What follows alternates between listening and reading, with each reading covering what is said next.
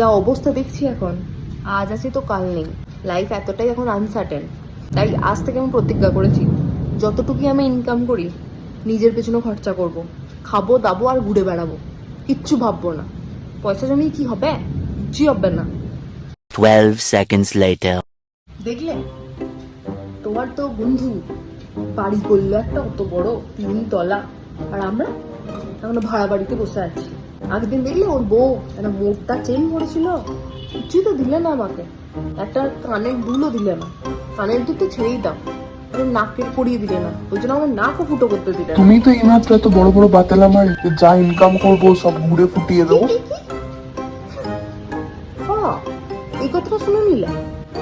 আমি তো অনেক কথাই বলি, তো শোনো না তো। কাল যদি না বলি তখন? সব পয়সা যদি খেয়ে আর ঘুরে ফুটিয়ে দিই, বাকি জীবনটা চলবে তো? লোকের বাড়ি হাত পাতবো নাকি? না রাস্তায় বাটি নিয়ে বসবো? এসি একেবারে, এই কথাটা শোনা হয়ে গেল। বাকিগুলো তো শোনো না। কবে থেকে বলছি আমাকে একটা সীতাহার গড়ি দাও, দিয়েছ? দাওনি তো। এই নেক্সট বছর বিবাহ বার্ষিকীতে যদি আমাকে সীতাহার না দিয়েছ, তোমার একদিন কি আমার একদিন।